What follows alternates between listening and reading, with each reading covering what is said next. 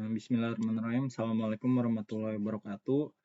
Nama saya Ivan Mesa. Saya adalah mahasiswa Teknik Sipil Universitas Mercu Buana semester 5. Pada video ini saya akan menjelaskan mengenai Dewan Sengketa untuk memenuhi tugas mata kuliah aspek hukum dalam pembangunan. Berikut ini presentasi yang akan saya tampilkan.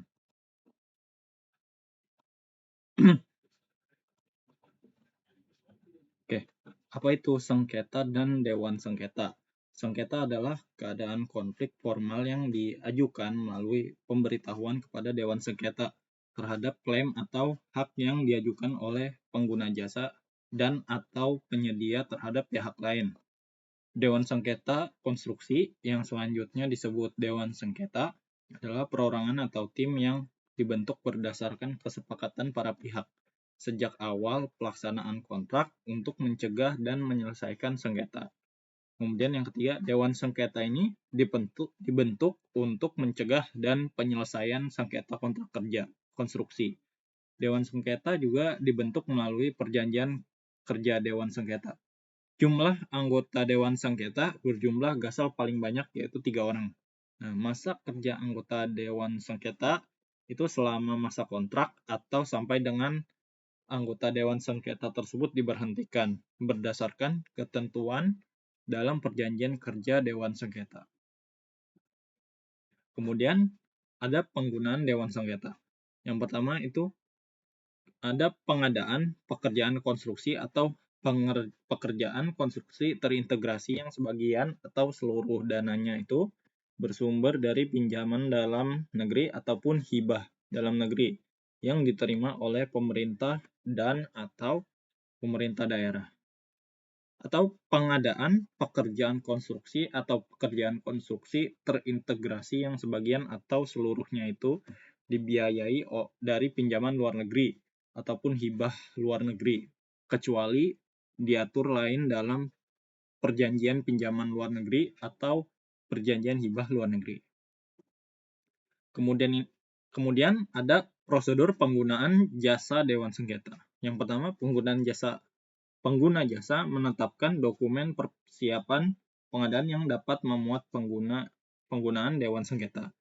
Kemudian yang kedua, dalam hal disepakati pengguna Dewan Sengketa, pengguna jasa dan penyedia menyepakati jumlah anggota Dewan Sengketa dengan persyaratan yang dibutuhkan setelah penerbitan surat penunjukan penyedia barang atau jasa dan sebelum penandatanganan kontrak.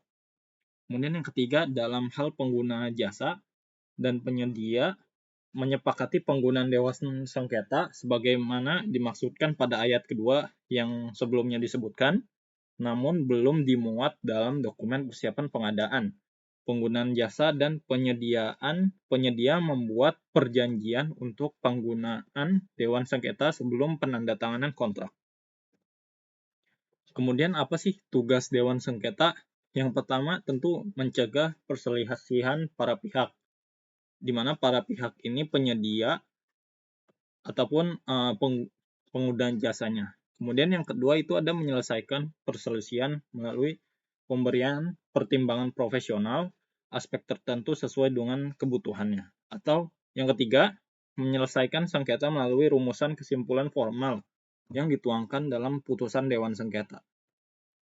Kemudian berikut ini kegiatan Dewan Sengketa.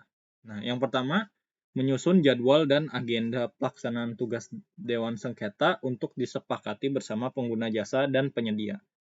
Kemudian yang kedua, melakukan telaah terhadap dokumen kontrak beserta kelengkapannya dan kemajuan pekerjaan. Yang ketiga, ada mempelajari informasi yang diberikan oleh para pihak tidak hanya pada waktu kunjungan lapangan berkala. Yang keempat, melakukan kunjungan lapangan berkala. Yang kelima, menyusun rekomendasi koreksian atau perbaikan terhadap keseluruhan dokumen kontrak menurut pertimbangan profesionalnya untuk menghindari sengketa. Kemudian yang 6, mendengarkan pendapat dari pengguna jasa dan penyedia jika terjadi sengketa. Kemudian ke-7 ada menyusun keputusan untuk menyelesaikan sengketa.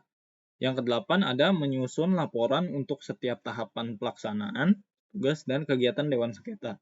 Yang ke-9 ada menyusun laporan secara berkala, paling sedikit itu 1 kali dalam 3 bulan, dan mengirimkannya kepada pengguna jasa dan penyedia. Kemudian yang ke-10 kegiatan lain yang mendukung pelaksanaan tugas Dewan Sengketa. Nah, kemudian ini ada kewajiban pengguna jasa terhadap Dewan Sengketa. Yang pertama itu memberikan data informasi mengenai pekerjaan konstruksi atau pekerjaan konstruksi terintegrasi untuk menganalisis potensi permasalahan atau sengketa yang terjadi kepada Dewan Sengketa. Kemudian yang kedua ini ada pemberian salinan dokumen. Nah, dokumennya itu berupa dokumen kontrak, laporan kemajuan, perintah perubahan atau yang biasa kita ketahui adendum. Kemudian yang keempat ada sertifikat, dan yang kelima itu dokumen lain yang berkaitan dengan kinerja proyek. Kemudian di sini ada mekanisme penyelesaian sengketa. Dewan Sengketa bekerja sesuai dengan tata kerja dalam perjanjian kerja Dewan Sengketa. Kemudian yang kedua, tata kerja sebagaimana dimaksudkan pada ayat 1 ini meliputi 1. Mekanisme pencegahan ya, yang sebelumnya ini, penelaahan dokumen, kunjungan lapangan, pemberitahuan, rapat dengar pendapat, kemudian pemberian saran. Nah, kemudian ini akan dijelaskan detail-detail mengenai 5 poin dari mekanismenya. Yang pertama itu ada pemberitahuan. Nah, pemberitahuan merupakan informasi yang disampaikan oleh pengguna jasa dan penyedia dalam hal terjadinya sengketa. Pemberitahuan dilakukan dengan ketentuan 1. Menyampaikan informasi kepada Dewan Sengketa paling lama itu 7 hari kalender, terhitung sejak penyedia atau pengguna jasa mengetahui atau seharusnya mengetahui sengketa tersebut. Kemudian yang kedua itu ada melampirkan penyebab dan kronologi sengketa, serta data pendukung yang berkaitan dengan sengketa tersebut. Kemudian yang kedua mekanismenya adalah penelaahan dokumen. Nah, penelaahan dokumen itu dilakukan Dewan Sengketa setelah Dewan Sengketa menerima pemberitahuan. Penelaahan dokumen dilakukan terhadap salinan dokumen kontrak. Jadi bukan dokumen asli yang digunakan, tetapi salinannya. Kemudian kemajuan pelaksanaan kontrak dan dokumen yang diperlukan oleh Dewan Sengketa sebagai tambahan informasi atas sengketa yang terjadi. Kemudian yang ketiga ada rapat dengar pendapat. Nah, rapat dengar pendapat dilaksanakan setelah penelaahan dokumen. Rapat dengar pendapat dilaksanakan dengan ketentuan. Ya, yang pertama ketentuannya ialah rapat ini harus dihadiri oleh pengguna jasa maupun penyedianya. Dan yang kedua, paling lama 7 hari kalender terhitung sejak diterimanya pemberitahuan oleh sengketa serta bukti pendukung dinyatakan lengkap. Kemudian yang ketiga, memberikan kesempatan kepada pengguna jasa dan penyedia menyampaikan sengketa yang terjadi. Kemudian yang keempat yang mekanismenya itu ada kunjungan lapangan. Nah, kunjungan lapangan dilaksanakan untuk mendapatkan data kondisi pelaksanaan kontrak saat terjadi sengketa. Kunjungan lapangan terdiri atas kunjungan lapangan berkala dan kunjungan lapangan insidental. Kalau insidental ini maksudnya adalah dadakan. Nah, kemudian ini penjelasannya, kunjungan lapangan berkala. Kunjungan lapangan berkala dengan ketentuan, yaitu yang A dilakukan sesuai dengan jadwal dan perjanjian kerja Dewan Sengketa. Jadi kunjungannya ini tidak dapat asal aja, tapi harus disepakati dan diperjanjikan dulu. Kemudian yang B dilakukan setelah Dewan Sengketa mendapatkan data dukung yang dibutuhkan dari pengguna jasa dan penyedia. Nah, kemudian yang C dihadiri pengguna jasa dan penyedia. Nah, kemudian ini ada kunjungan lapangan insidental. Di sini seharusnya 2, tapi typo. Kunjungan lapangan insidental dengan ketentuan dilaksanakan dalam hal dibutuhkan oleh Dewan Sengketa. Kemudian yang B dilakukan setelah Dewan Sengketa mendapatkan data dukung yang dibutuhkan dari pengguna jasa dan penyedia. Kemudian yang C dihadiri pengguna jasa dan penyedia. Kemudian mekanisme yang kelima itu rapat internal Dewan Sengketa. Nah, rapat internal Dewan Sengketa ini membahas itu pertama hasil yang ditemukan berdasarkan rapat dengar pendapat atau kunjungan lapangan. Kemudian Yang kedua, data pendukung terkait sengketa. Yang ketiga, rumusan putusan formal Dewan Sengketa. Nah, rapat internal Dewan Sengketa itu dilakukan dengan ketentuan. Yang pertama itu hanya dihadiri oleh anggota Dewan Sengketa. Jadi, penyedia jasa dan penggunanya tidak menghadiri pertemuan internal ini atau rapat internal. Yang kedua, dilaksanakan setelah rapat dengar pendapat, kunjungan lapangan berkala, dan atau kunjungan lapangan insidental. Kemudian yang ketiga dilaksanakan setelah data pendukung terkait sengketa dinyatakan lengkap. Kemudian seharusnya ini ada satu lagi, yang F, ada penerbitan putusan formal. Nah, penerbitan putusan formal Dewan Sengketa dengan ketentuan yang pertama itu ditandatangani oleh seluruh anggota Dewan Sengketa. Yang kedua, disampaikan melalui pemberitahuan kepada pengguna jasa atau penyedia jasa. Ya. Yang ketiga, disampaikan paling lama itu 42 hari kalender terhitung sejak dilaksanakannya rapat dengar pendapat. Nah, kemudian ini persyaratan apa saja yang kita butuhkan seandainya kita ingin menjadi anggota Dewan Sengketa. Nah, yang pertama itu yang pasti adalah warga negara Indonesia. Yang kedua, fasih dalam bahasa yang ditetapkan dalam kontrak dan perjanjian kerja Dewan Sengketa. Jadi di sini seandainya dalam kontrak perjanjian tersebut disebutkan bahwa kontraknya dalam bahasa Indonesia, maka persyarat Dewan Sengketa tersebut harus fasih dalam berbahasa Indonesia. Kemudian yang ketiga, tidak memiliki keterkaitan secara langsung atau tidak langsung dengan pengguna jasa dan penyedia. Nah, misalnya di sini ada suatu sengketa, yaitu pihak yang terlibat adalah A dan B. Nah, si A ini akan merekrut si C sebagai Dewan Sengketa. Tapi kita ternyata diketahui bahwa si C ini pernah bekerja dengan si A. Maka Dewan Sengketa tersebut tidak memenuhi persyaratan di poin ketiga ini. Jadi si C tersebut tidak dapat menjadi Dewan Sengketa. Kemudian yang keempat, memenuhi kualifikasi yang dibutuhkan. Kualifikasi yang dibutuhkan terdiri atas yang pertama itu memiliki pengalaman profesional dalam menginterpretasikan dokumen kontraktual. Yang kedua, memiliki pemahaman dalam interpretasi kontrak dan regulasi. Yang C, memiliki pengalaman dan atau pemahaman aspek keteknisan pekerjaan sesuai dengan kontrak. Nah, kemudian anggota Dewan Sengketa itu harus memenuhi ketentuan. Jadi sini ketentuan Dewan Sengketa ya. Yang pertama itu tidak memihak dan tidak tergantung pada pengguna jasa dan penyedia. Nah, seperti yang saya sebutkan tadi, misal si A, B dalam suatu sengketa, si A itu merekrut si C sebagai anggota Dewan Sengketa. Nah, di sini tidak memihak.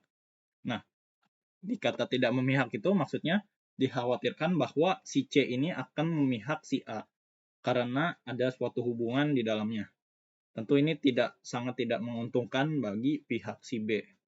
Jadi pihak B itu bisa mengajukan penolakan terhadap Dewan Sengketa tersebut. Kemudian yang kedua itu menghindari konflik kepentingan selama masa kerja di Dewan Sengketa. Jadi Dewan Sengketa itu seharusnya dalam kondisi netral, tidak memicu konflik antara si A dan si B.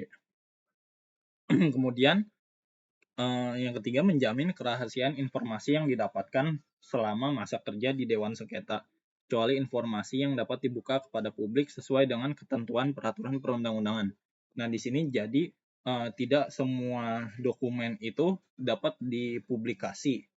Ada beberapa dokumen yang memang hanya anggota Dewan Sengketa ataupun pihak terkait seperti penyedia jasa dan pengguna jasa saja yang boleh tahu. Kemudian yang keempat ini tidak menggunakan informasi yang didapatkan selama masa kerja di Dewan Sengketa lain untuk kepentingan Dewan Sengketa. Nah, misalnya di sini si Dewan Sengketa pernah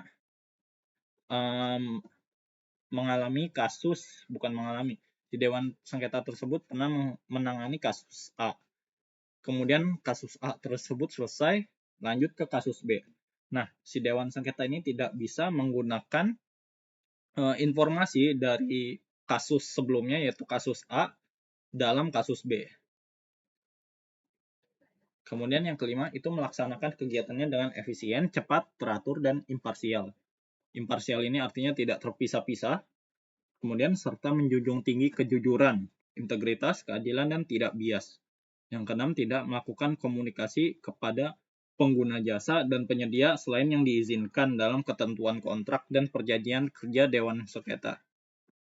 Jadi si Dewan Sengketa ini tidak diizinkan untuk berkomunikasi secara bebas dengan pengguna jasa maupun penyedia.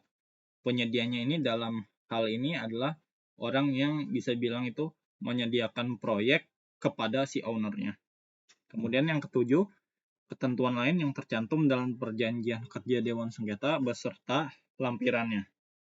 Di sini ada beberapa ketentuan yang dilampirkan, yang mungkin ini tidak disebutkan pada Undang-Undang Nomor 11 ini tahun 2021.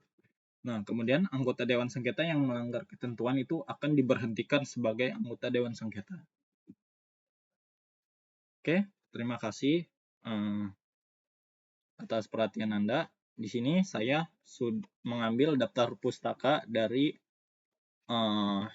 Undang-Undang Nomor 11 tahun 2021 dan ada di sini disusun oleh Saudara Wijaya NA tahun 2021 tanggal 14 Mei mengenai Dewan Sengketa Konstruksi. Berikut ini webnya.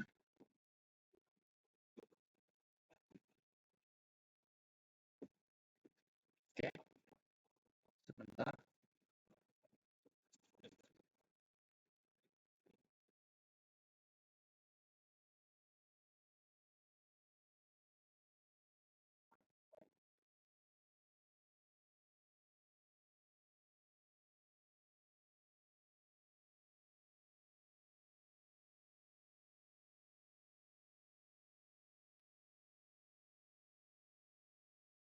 Oke, mungkin sekian dari sebentar. Ini ada websitenya. Nah, di sini saya ambil dari Undang-Undang Nomor 11 tahun 2021 dan juga dari website ini. Tidak terkoneksi ya. Oke, mungkin lagi down.